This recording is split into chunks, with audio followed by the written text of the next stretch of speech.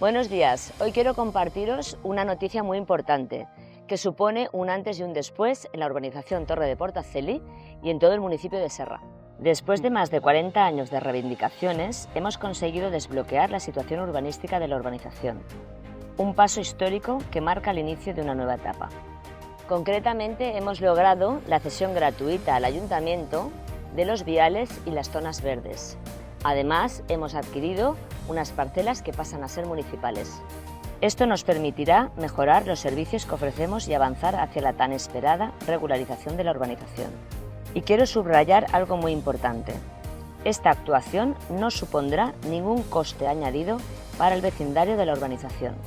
Como siempre hemos dicho, el futuro de la urbanización pasa por las obras del alcantarillado.